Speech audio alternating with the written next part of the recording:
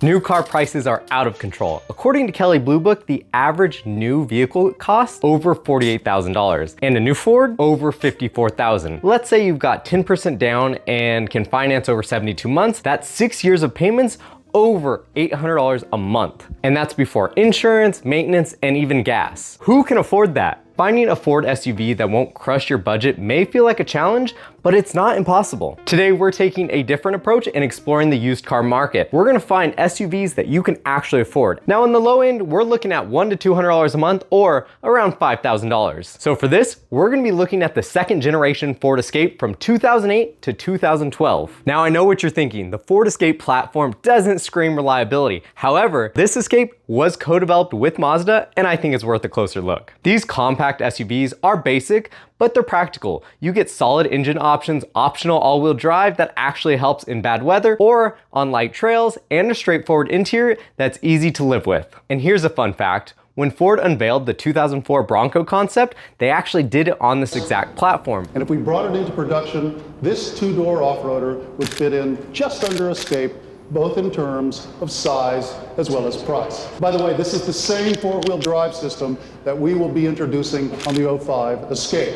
So while it never went into production, the fact that Ford was willing to put the Bronco name on this platform might say a little bit about its durability and potential. As for what's under the hood, 2009 to 2012 models came with a refreshed 2.5 liter four-cylinder engine, paired to a 6-speed automatic. That engine is peppy and efficient with a combined mileage in the low to mid-20s. If you want more power, the available 3-liter V6 pushes output all the way to 240 horsepower. And when properly equipped, can actually tow up to 3,500 pounds. Of course, it does take a ding to the fuel economy, but that's to be expected. And there's also a hybrid option that gets around 30 to 34 miles to the gallon. And some owners claim to get 150 to even 200,000 miles out of this configuration. And of course, with any vehicle, there are always issues to look out for. The 6-speed automatic transmission is known to develop some problems if it wasn't properly maintained. Things like rough shifts, slipping, or even failure are common. So ask about any transmission service or possible rebuilds, and of course,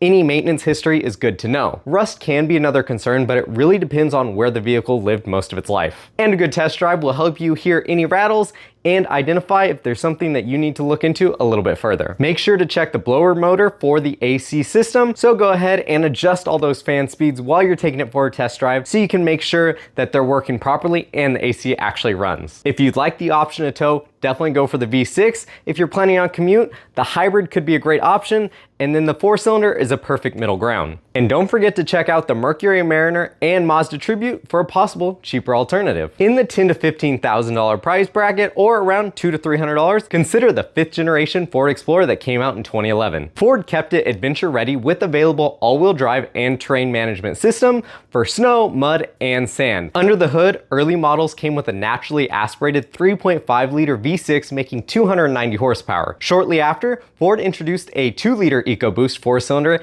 aimed at better fuel economy, but it was front-wheel drive only and felt a little underpowered. If you're after a better balance of power and efficiency, look for a 2016 that came with the new and improved 2.3 liter EcoBoost borrowed from the Ford Mustang. And that 4-cylinder was available with all-wheel drive. And if performance is more your thing, the Sport and Platinum trims borrowed the twin-turbo 3.5 liter EcoBoost V6 from the F-150 that packs an impressive 365 horsepower. Inside, the Explorer offers flexible 6 or 7 passenger seating and a third row that's more comfortable than most in this class. Cargo space is also pretty impressive, with decent room behind the third row and a near minivan capacity when you lay down the seats flat. Base models are pretty standard, but higher trims like Limited and Platinum step into pretty much luxury territory with soft touch materials, heated and cooled seats, and even massage seats in some models. Now, once again, there are a few common issues that you should be on the lookout for. The water pump is tucked deep inside the engine, so if they do fail, and some are known to fail, it's a labor-intensive repair, which normally equals a whole lot of dough. Also, all-wheel drive models use a power transfer unit, which in the earlier years could overheat.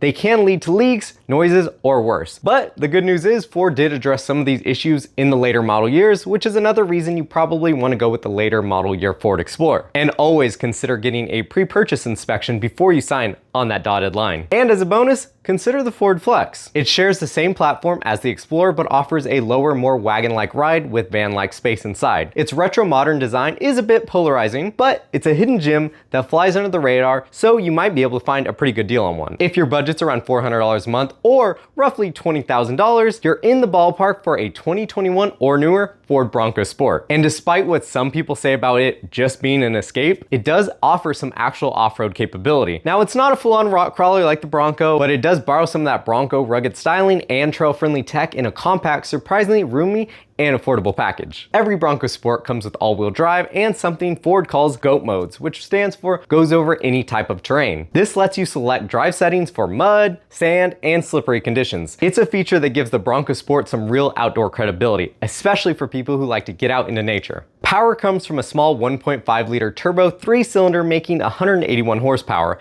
It's not quick by any means, but it is enough for most people, and most people do find it adequate. And it does deliver pretty solid fuel economy, around 25 in the city, 28 on the highway. Now, if you're truly lucky, you might actually find a Badlands trim level in your price point. The Badlands came with the bigger 2-liter 4-cylinder turbocharged engine, making 250 horsepower. We actually had one and we loved it. The only reason we got rid of it is so we could get the bigger Bronco. Just know that the more powerful 4-cylinder will drop your fuel economy to about 21 in the city and 26 on the highway. Inside, the Bronco Sport is all about functionality.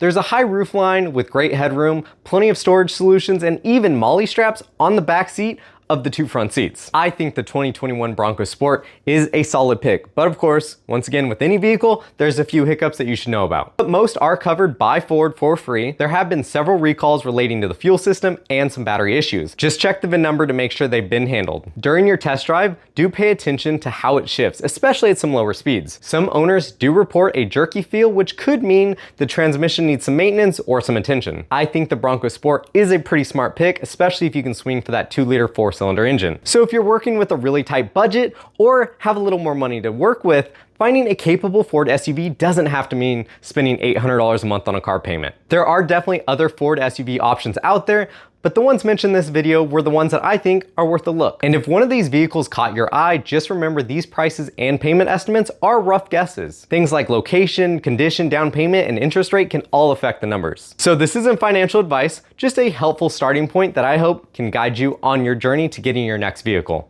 And if possible, try to buy from a dealer like CarMax or Carvana that can offer you an extended warranty to help you out just in case something unexpected does happen. If you like this video, hit that like button, subscribe for more Ford content, and let us know in the comments which Ford SUV you're going with or have already bought. Want to learn more about the Bronco Sport? Check out our full video review right here on screen. Thanks for watching, and I will see you in the next video.